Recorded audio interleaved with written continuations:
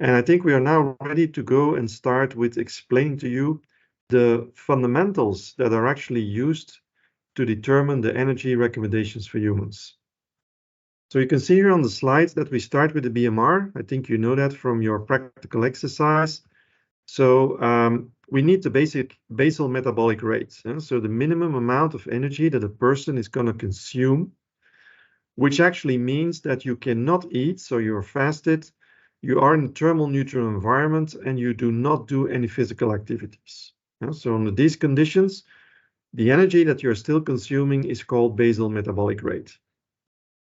This energy is needed for the normal maintenance of body functions. So if you do not supply this energy, then in principle the body cannot survive. So you need it for the normal maintenance of the body functions.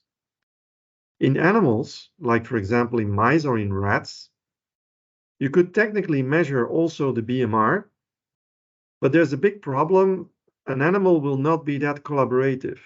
So you cannot say to an animal, sit still. We're also not 100% convinced that all these animals are present in a stable where the temperature is perfectly controlled.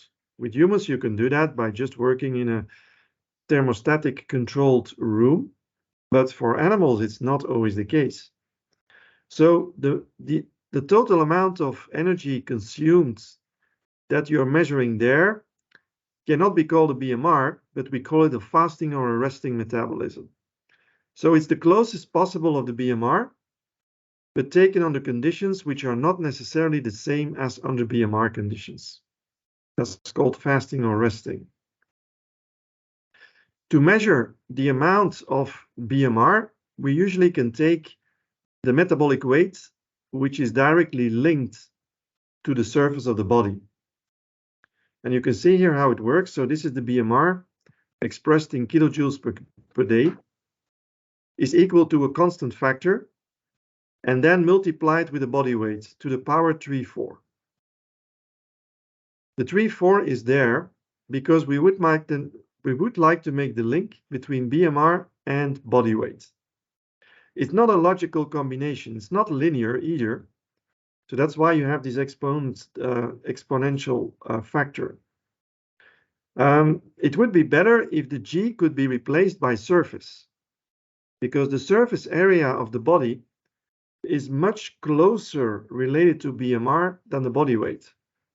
And you can understand why, because if you have a big surface, then you're losing a lot of weight, then your BMR will be higher in order to compensate for the losses. If you have a low surface, then your BMR will be lower because you have less heat losses. The link between surface and body weight is made by the exponent. And you can very easily calculate that. If you take a cube with a length of a, you can calculate the surface of the cube, which is 6 times a to the power 2. And you can calculate the volume of the cube, which is actually the a to the power 3. So if you eliminate a from those two equations, what you end up with is a relationship between the surface and the body weight. And as you will see, that will be in the order of exponent 0.66, 2 divided by 3. But since humans are not a cube, but we have another shape, it is actually not 2, 3, but it is 3, 4. That's the only difference. So the body weight is easy to measure, so that's why we want it in the equation. And this equation is universal, so you can use it for all types of species on Earth, whether it is a whale or an elephant or a mice or a human. For all of them, you are allowed to use this formula. So if only the body weight is known, you can already calculate the BMR. If you know more, like for example, the age of the person and whether it is males or females or whatever, you've done that in your exercises, then you also have regression models that can give you for that specific age category the link between body weight and BMR.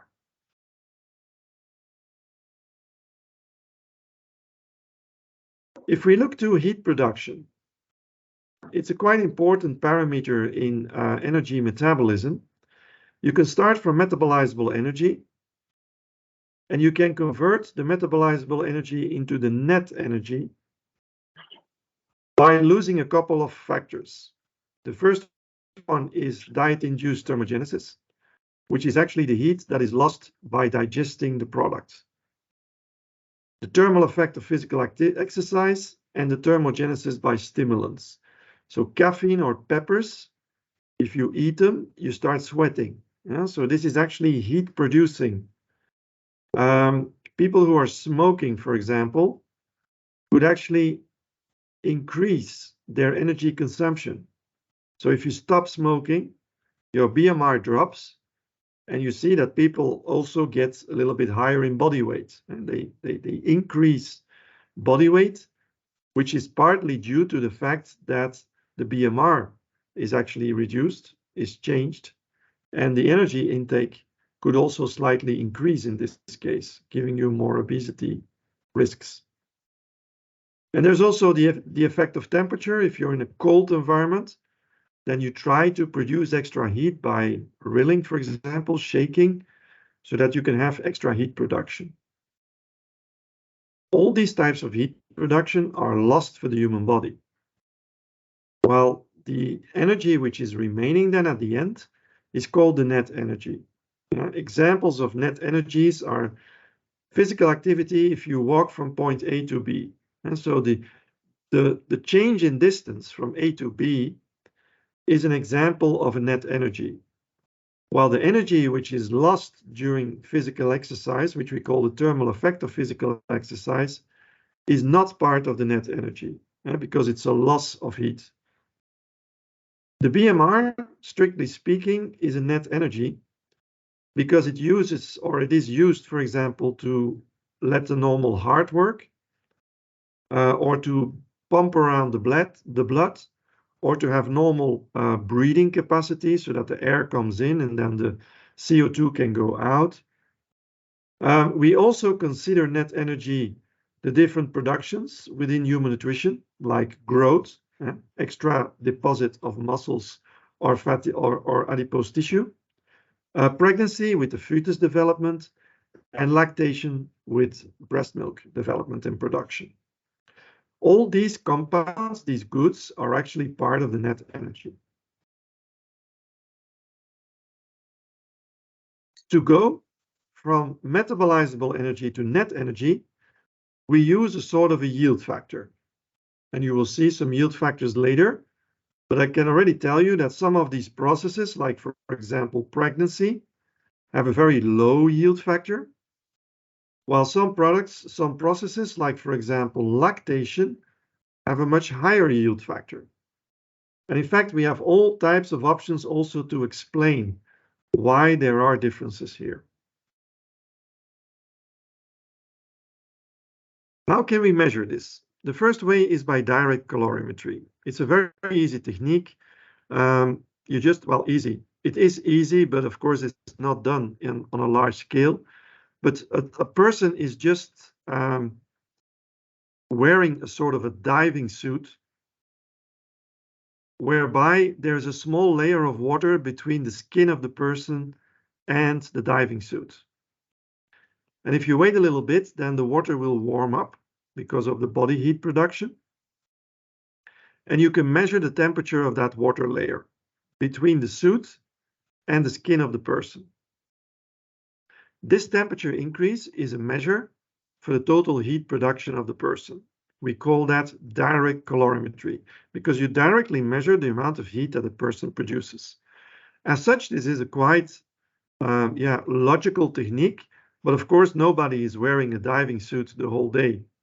Yeah, so it is not possible to use this for free living people or people that are doing normal activities and chores. It's much more related to, let's say, a lab-based exercise and for a person who is physically not active. And he has to stand still, and then you can do this type of measurements. So it's not useful for us, and that's why the technique is now changed by the so-called indirect calorimetry, which means that you're going to measure oxygen and CO2 by the oxidation of fat, protein, and carbohydrate. So this is a classical stoichiometric reaction. You take carbohydrates, fats, and proteins, you oxidize them, and you get CO2 and water.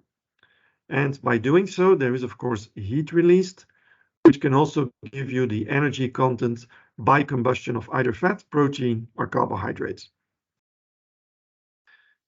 These values are different according to whether you consume fat, protein, or carbohydrate. And it's very interesting because in this way, we can actually measure which type of substrate a person is using. For example, if this morning you woke up and you didn't have time to eat, so you took your bike and you came to class as soon as you could, and you're sitting in class the whole morning without eating. If you are in that situation, then probably you are consuming more lipids because there's not enough sugar. Remember chapter number 4. So the sugar levels drop, there is no insulin. So in this case, the lipids can freely be mobilized and be used for energy. In that case, you will see that lipid combustion will have an effect on the respiration coefficient. This is the proportion between CO2 and oxygen, which will drop. It will drop to around 0.7.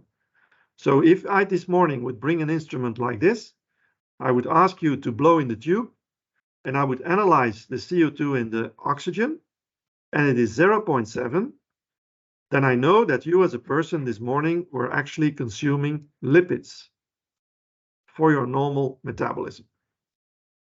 If, however, you woke up this morning and you had some more time, so you took a breakfast, for example, a carbohydrate-rich breakfast, this means that the insulin was released, that the hormone-sensitive lipase was inactivated, so no options for the lipids to be released, and it means that the body will shift to carbohydrate metabolism. In that case, the proportion between CO2 and oxygen increases with a normal value of about 1. So it means that for all the people this morning who would have been measuring 1, they were the one that took carbohydrate breakfast just before coming to class. So in this way, it's a quite easy technique, it's ethically allowed, it's quite reliable, and it gives you a quite good idea which type of substrate humans are consuming. For the combustion of proteins, you can take urea excretion.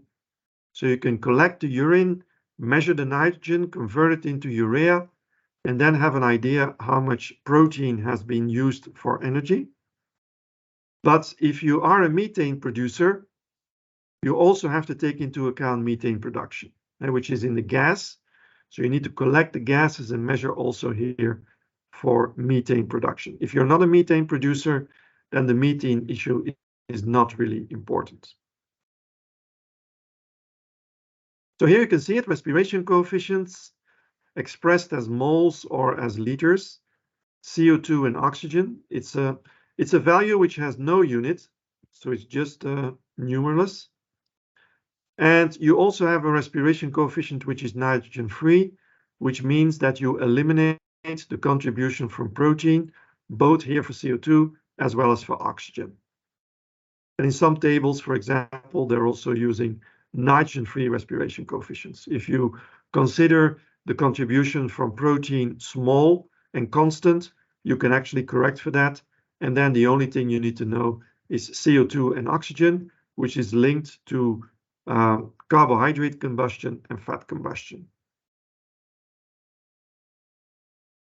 Here are the respiration values. And so as I already told you, respiration coefficient 1 for carbohydrates, 0.7 for fat, and protein is somewhere in the middle, 0.8.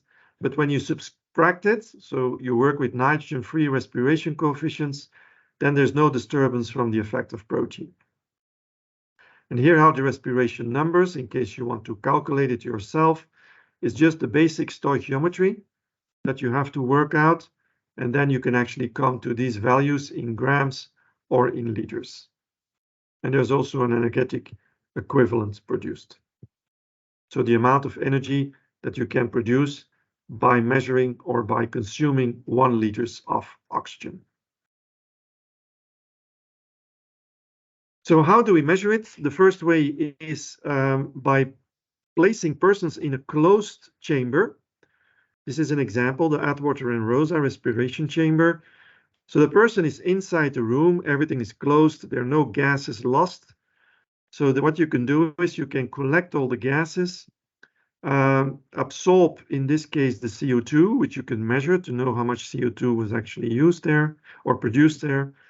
And then you measure the amount of oxygen which is gone, and you add more oxygen. So that in this case, you have the original air coming back into the room. And here you have the oxygen measurement. Here is the CO2 measurement. So you know how much this person has been respiring. Second option is by using here a flow of water that goes through the chamber. And you again measure the temperature before and after, which is a measure for the heat production. It's less done, but that's the second option that you have. Here you can see an example. This is a respiration chamber that you can find in Maastricht, just on the other side of the border here with the Netherlands. And you can see here that people are just walking or running in some conditions. Here is the mask that they put on so that you can actually measure oxygen and CO2 in physical activity status. You can also take blood samples in case this is needed. And here you can see the person who is actually physically entrapped or present in these respiration chambers. It works quite well, but the disadvantage, of course, is that the person is not mobile. You have to stay inside, sometimes for a week. And yeah, this is, of course, not realistic for the normal life situation. This is a little bit coming closer to what people do. So if you are lying in bed and you're sleeping, then you can just use a ventilated hood. So it is just a cap that you just put on the top of the head of the person. And you can see here the air coming in from this side. The baby in this case is respiring. So there's more CO2 which is released and more oxygen which is consumed. So it mixes with the new air coming in. And then the air goes here directly into the machine to measure oxygen consumption and CO2 production. And there's a control sample to compare it with. So this gives you an online monitoring, especially when people are collaborative and when they are sleeping, for example. It's a perfect possibility to measure sleeping metabolic rates. This is the measurement also for sleeping metabolic rate, but you can also wake up the person, ask him to lie down, not to move, to stay still for about an additional 15 minutes. And then you can actually measure the BMR. This is how it's done. So the person comes into the sleeping clinic the day before, he stops eating the night before. So he goes to sleep, and then in the morning, he just lies flat on the bed. You just put the ventilated hood on top of the head, and the person doesn't move. You just respire very slowly. It's a thermoneutral environment. There's no food, so there's a fasted person, no physical activity. So this is the way by which you calculate the BMR, the basal metabolic rate.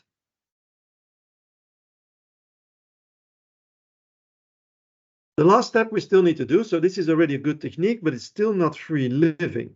So we really would like to have a person who can do whatever he wants, does the normal daily chores activities, and still we are measuring energy consumption. Well, the technique which is used for that is called the so-called double labeled water method. This method has been officially approved by the World Health Organization. It's considered today as also the reference method for measuring energy consumption in humans, and it works according to stable isotopes. So here on the top you can see water. It contains two atoms, oxygen and hydrogen, but you add the two heavy isotopes. So it is, in this case, oxygen 18 and hydrogen 2 instead of oxygen 16 and hydrogen 1. So that's why we call it double labeled water, because you have two isotopes. The person gets a glass of heavy water, you drink it, and then we know that the hydrogen is consumed in this way and the oxygen is consumed in the right way. The hydrogen can only be left by the water. So if you lose water, you will see that the amount of stable isotope, in this case hydrogen-2, will drop in the body fluids as a function of time, using a K factor, which is actually a measure for the speed by which the isotope is leaving the human body. And on the right side, we do the same thing, but now for oxygen. But oxygen can leave the body much more quicker because there are two options. The first option is water, which is the same as for hydrogen, but the second one is CO2. So you can also leave the body, in this case, by CO2 production. And this means that the K factor that you produce here, the speed by which oxygen as isotope is leaving the human body, is higher than the speed by which hydrogen is removed from the body. So we measure the difference in speed between the two factors, and this is a measure for the production of CO2, because the only difference between the two is CO2. So we can measure in this way CO2 production from humans. And the advantage of the method is that the person drinks the water, and then the person can do whatever he wants.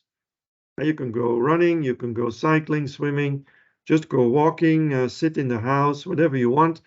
So the only thing you need to do is to collect samples as a function of time. Nowadays, you don't have to collect even urinary samples or fecal samples. You can just collect saliva.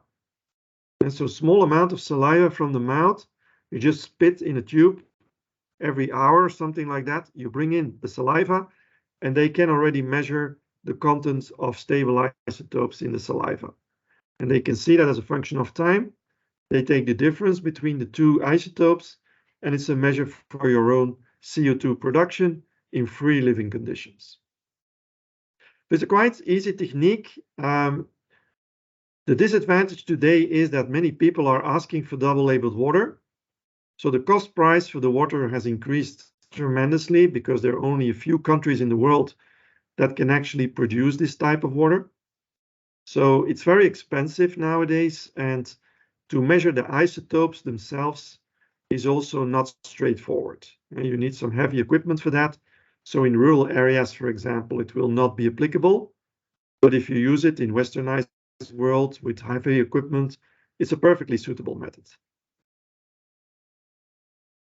So what can you do in rural areas? So this is an example from a study that was done by the groups here in Burkina Faso.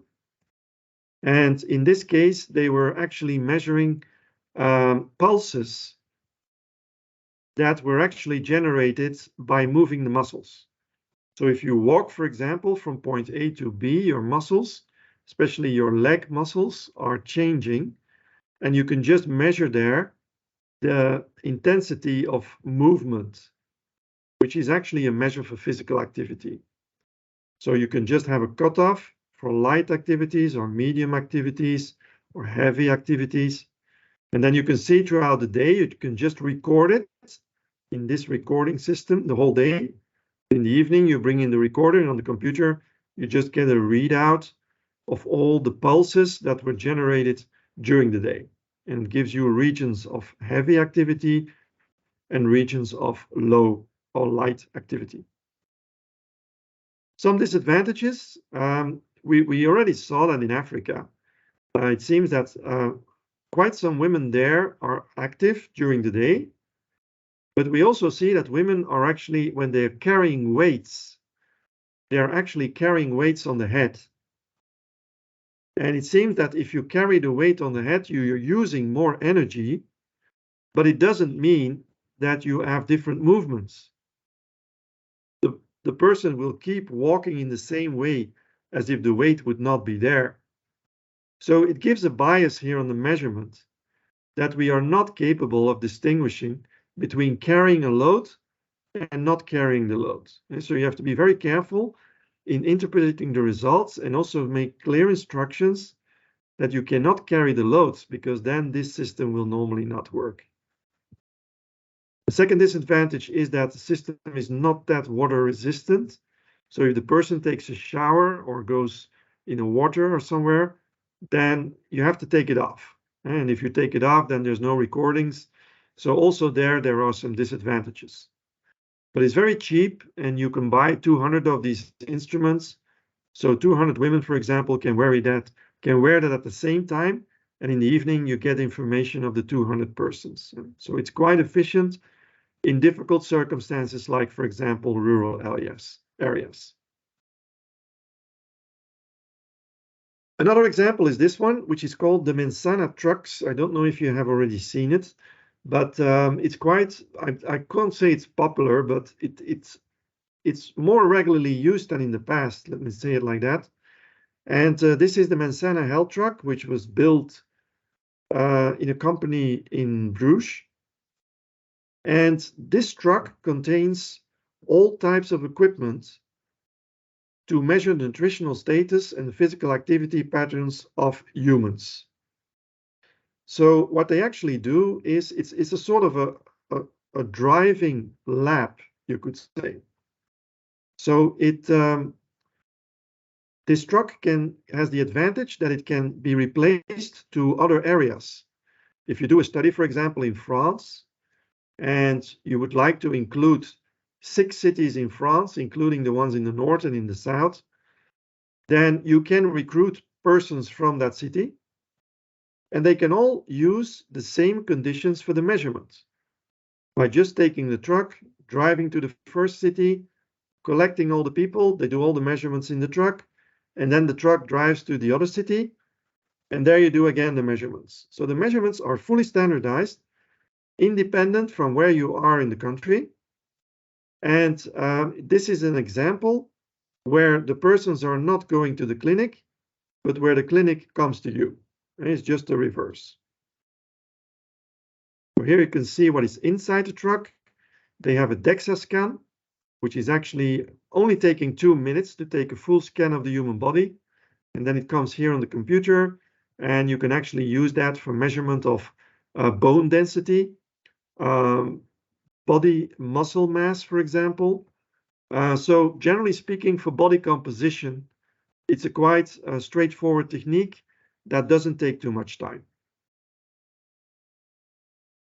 And then you could also find, but I don't have pictures of that, but you can also find these bikes inside where you can start biking on the respiration so that they can also take respiratory tests. They can take blood samples. It's a driving laboratory.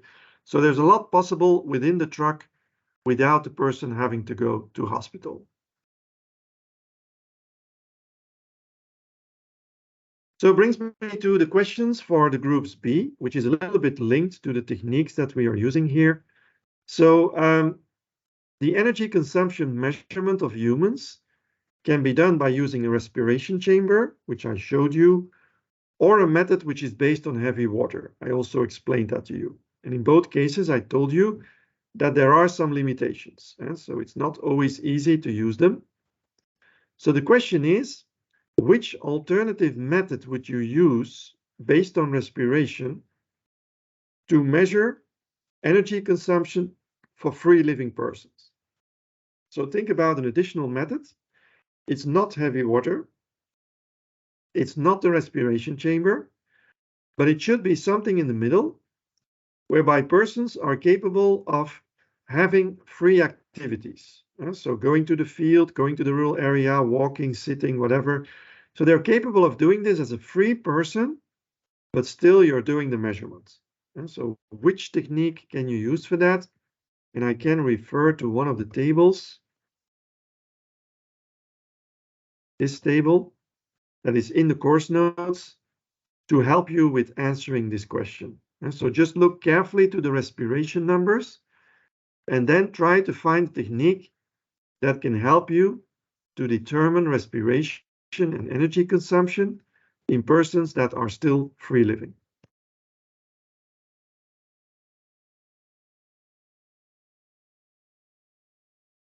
Okay. And then if we have done the measurements, then we can convert that into energy recommendation. And this is done by comparing the energy requirements with the energy values. And so the requirement is what the person needs.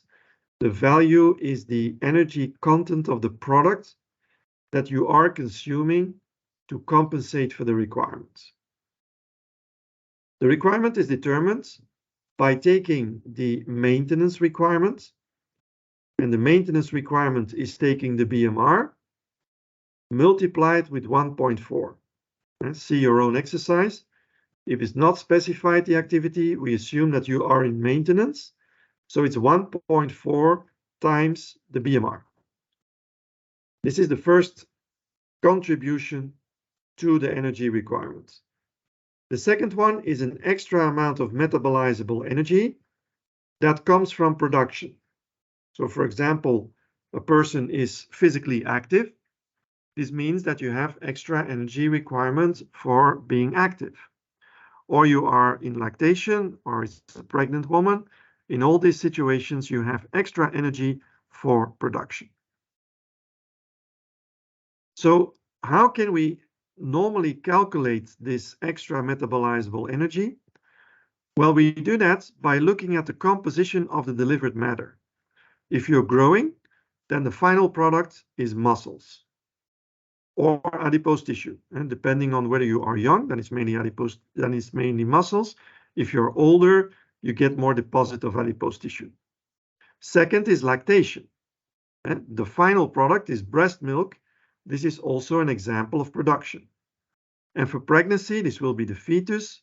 And for work, this will be the displacement from part A, for example, to B, or physically being active and performing a certain activity. So based on the composition of all these components, we can measure the net energy for production. And then to go for the metabolizable energy, which we need here for the requirements, we take a correction factor into account, which we call the K factor. This is the yield or the energy utilization to go from net energy into metabolizable energy. So you might think a little bit on how can I go from composition down to metabolizable energy. Yeah, so it's a little bit, it's not so easy if you don't fully have looked yet at the course notes. But summarizing it, the net energy of a product, for example, of breast milk, can be obtained by looking at the composition of the breast milk. So the carbohydrates, the proteins, and the fats, and multiplying this with an energy conversion factor. And this energy conversion factor is the gross energy. So the total amount of energy that is physically present inside the product, in this case, inside breast milk. These are the conversion factors that we use to calculate the net energy of production. Yeah, I don't know if this is clear for everybody, but think a little bit about it. And if you have a problem, ask me the question. Yeah? So to go from, let's say, composition of the product to net energy, then you take the composition of a growing tissue, or you take the composition of adipose tissue, you take the composition of breast milk, the composition of the fetus, and then you multiply this with a correction factor, which is an energy conversion factor. And in this case, it's the gross energy. So the total amount of energy that is physically contained within that product. So you multiply it, you add everything together, and this gives you the net energy. And the net energy goes to metabolizable energy by the use of a yield factor, which we call the K factor. Examples. For pregnancy, the K factor is 20 to 30%. So it means that a pregnant woman needs a lot of energy, but in reality, the woman is losing 75% of this energy in the form of heat. So pregnancy is not an efficient process. It's probably the least efficient process that we have in animal or human production today. It's extremely low. Think a little bit about why it is the case. Here between brackets, you can already see some solutions. We have a high turnover. So a lot of protein is built up and is broken down again. And we call that turnover, and this is extremely strong for a young fetus. Very intensive metabolism, a lot of heat loss. Yeah, so that's the major reason why the energy and especially the yield is so low for pregnancy.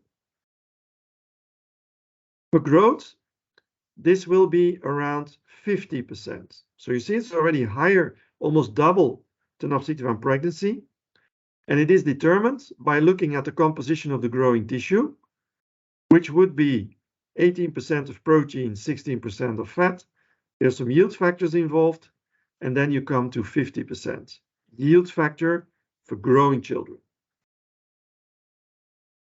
So you can already imagine then that lactation is then the third one, and there we have a yield factor of around 60%, and some sources even go up to 80%. So it's definitely the best yielding process of the three, and it also means that a lactating woman who is actually feeding her child, from an energetic point of view, it is more efficient than the child who picks up the milk and drinks it to grow. And so the growing of the child, from an energetic point of view, is less efficient than the production of the milk by the lactating mother.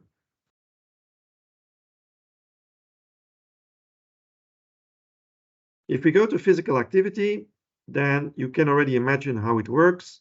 So it's indirect calorimetry. You just have this mask or face mask. You just measure CO2 production, oxygen consumption, and you do that according to different activities. The person can be cycling, can be sitting, can be sleeping.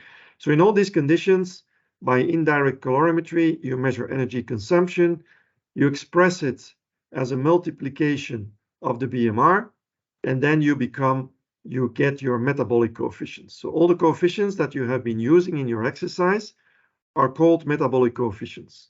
You have maintenance 1.4, light activity, heavy activity. So all these coefficients are actually indirectly generated by calorimetry. The yields are usually also low. And so there's also a lot of heat production involved when people are physically active. And especially looking a little bit at the new techniques and the new modern approach to look at regulation of energy metabolism in humans. In order to understand that, you should know something about organs. So we have the brains. We have the different organs, like, for example, adipose tissue, intestinal tissue, so the GI tract, the liver and related organs. And then, of course, the energy comes in by the food, and the organs are actually receiving this energy, and they can send messages to the central brain size. And so these are called afferent signals.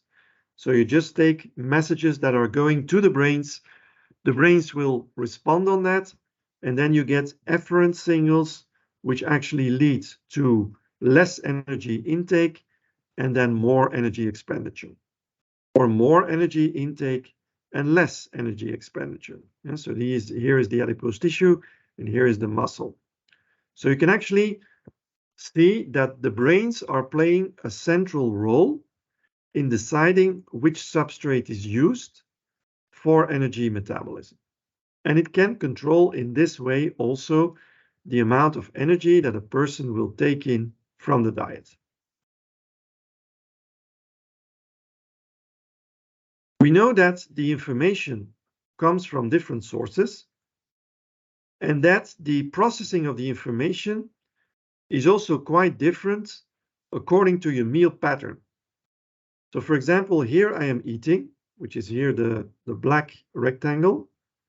So the food is coming in, and during consumption of food, you get actually sensory measurements. So your body is actually trying to understand the sensory properties of the food, and there it will decide whether it likes it or not.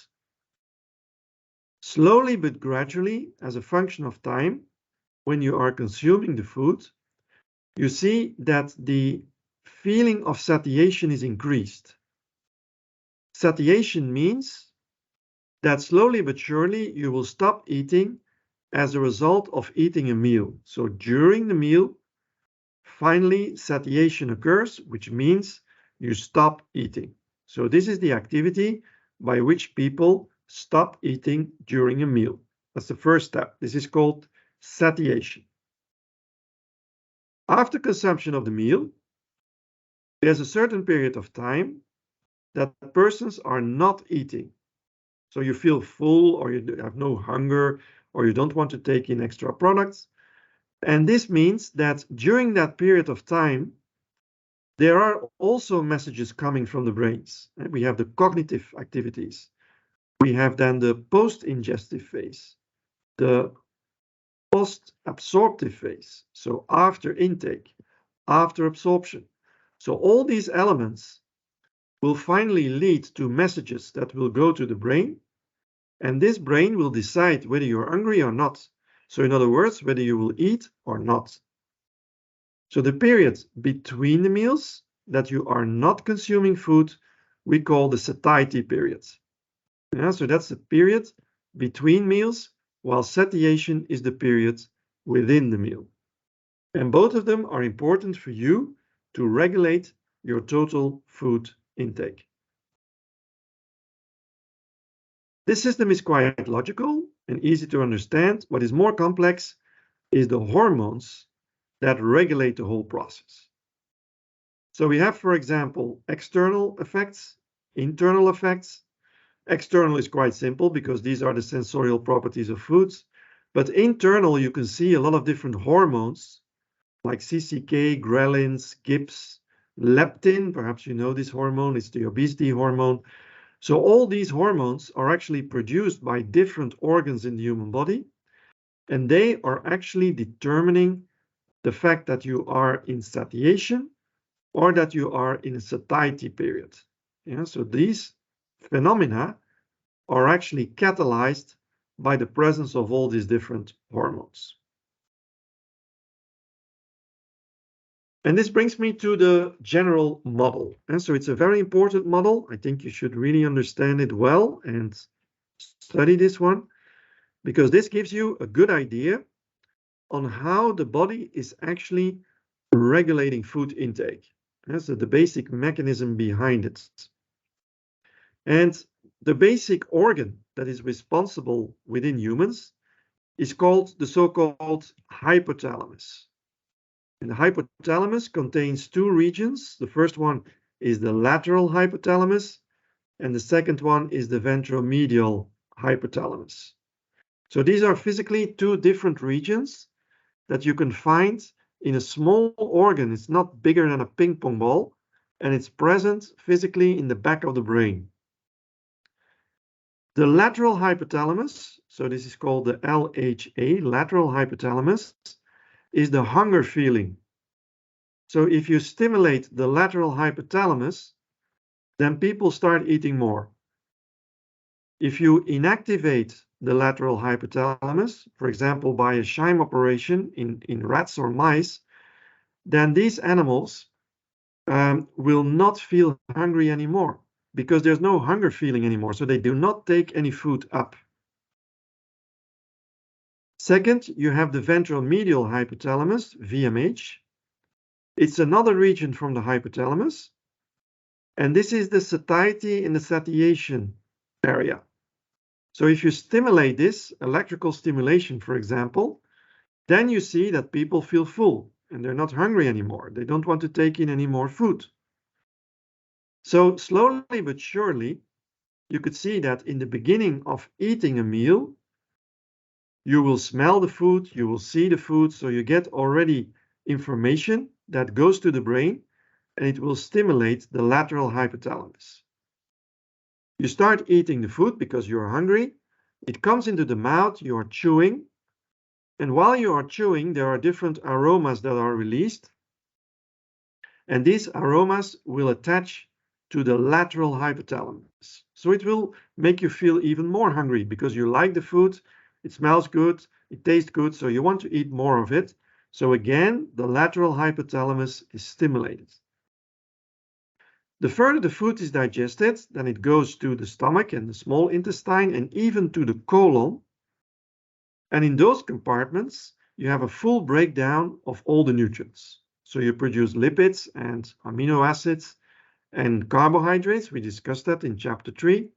And all these components can be absorbed in the body, and they can actually also stimulate the ventral medial hypothalamus. So the longer you eat and the more time it takes for eating, the more the digestion products will appear in the blood, will go to the brain, will act on the ventral medial hypothalamus, and the final result is that you don't feel hungry anymore. So you are full, you are in a period of satiation or satiety.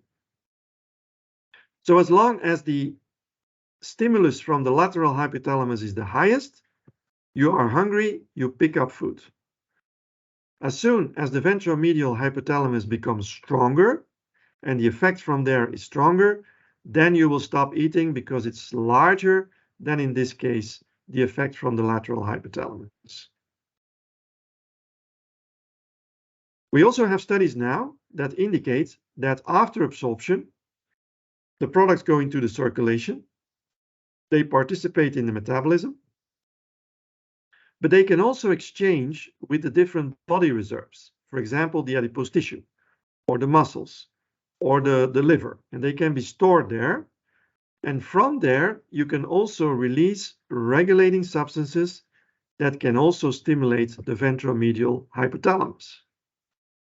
So, for example, if we take leptin, which is an obesity hormone, it is produced by the adipose tissues. If the size of the adipose tissues increases, leptin is produced, and leptin will go to the hypothalamus. It will stimulate the ventromedial hypothalamus, and you stop eating. So it is actually a hormone that gives a feedback to induce satiety and satiation in humans. So I hope that this model is very clear for you because it's extremely important to understand how this works. If we apply the model, then I have a more complicated figure for you. You don't have to be able to reproduce the exact figure, absolutely not. But I do want you to understand the mechanisms that are in there. And there are, in theory, 4 mechanisms, I think, that I can see that are quite important to understand the regulation of food intake. The first mechanism is seen here on the left, on the bottom, and it's called the incretin activity or the incretin action. So in this case, you have a lot of peptides, which are hormonal peptides, like, for example, GLP-1 and Ch.5. We already discussed that, gastric inhibitory peptides and some other ones. So all these hormones are produced by the wall of the small intestine. And this production is regulated by what is physically present within the GI tract.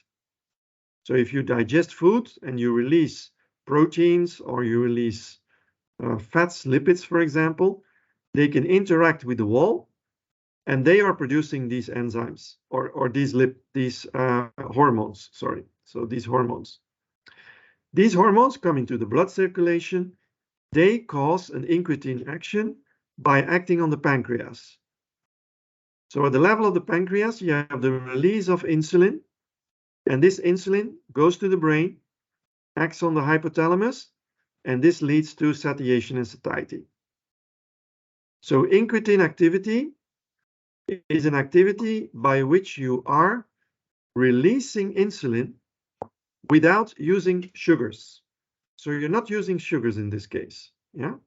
So the sugars can also be released if you're eating carbohydrates, but it can also be released just by acting here on the wall of the intestine and by producing regulating hormones. So this is a very important mechanism because today, I think in the newspapers, there is quite a lot of attention to new types of medication. You might have already heard about it. So medication that is normally used for diabetes patients. And it seems that, and this is of course important for regulation of blood glucose levels.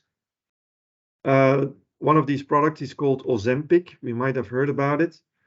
Well, it seems that these types of medications can also help in reducing the intake of food.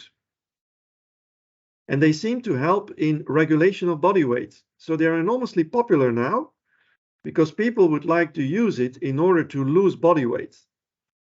And it has been so extreme that our Minister of Public Health, and so the Federal Minister of Public Health, had to make a law in which this type of medication can only be used for the moment for patients that have diabetes. And perhaps also for people that are very heavy obese, so that they really need to be treated, then it could be possible. But for regular persons, for the moment, the amount of the medicine is not enough to compensate for the demand. So it has been on the news and it has been quite active. And from the parliament, they had to take some actions to put priorities in the use of these types of products. Now, why am I saying it? Because these products are mainly working here on the incretin activity, and especially the GLP-1. So they are agonists, so they are actually stimulating the activity of GLP-1 in the human body. And this is causing this effect that you can see here, acting on the pancreas, release of insulin, and then acting here on the hypothalamus to induce a satiety feeling and to stop eating. That's more or less how it works. So that's mechanism number one, incretin activity. Mechanism number two is CCK, cholecystokinin, which is actually produced by the wall, here more or less of the intestine, and it acts there on the intestine. And so this type of molecule has receptors near the intestinal wall, but there are also receptors in the brain. And as long as you just act on the receptors here at the intestine, you get a satiety effect. But if the molecules could be absorbed and also enter in the brains and they act on the receptors of CCK, then you get side reactions. They have seen that with mice that received some antagonists of CCK, so medication against CCK, and it seems that these mice start trembling, which probably is related to side reactions that could take place at the level of the brains. So if CCK treatment, which is not fully commercialized, but this type of treatment probably needs an extra check to see that you don't have side reactions at the level of the brains. Third example is ghrelin, this hormone. Ghrelin is a hunger hormone. It's the only hormone that we know that can directly stimulate a hunger feeling in the brain. So it's not inhibiting the uptake, but it's stimulating the uptake. That's called ghrelin. It could be interesting if you need to stimulate people or animals to eat more.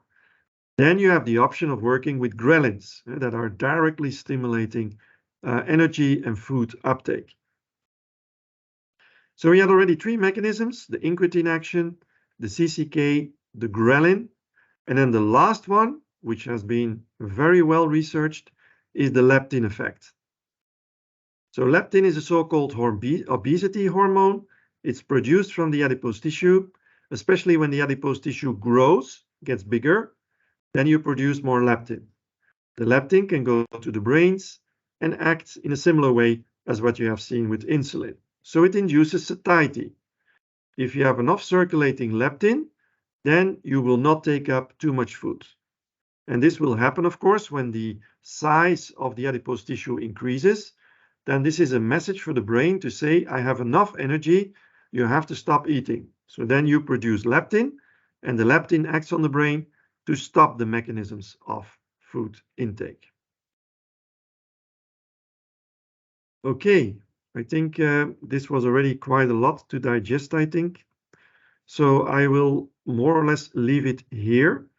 For the next lecture, I will start again with this one so that I can explain it a second time, because it's also quite relevant together with the previous one here on the basic mechanism of regulation of food intake. So these two elements are quite crucial also in the course notes. So I think I will repeat it again in the next theoretical lecture.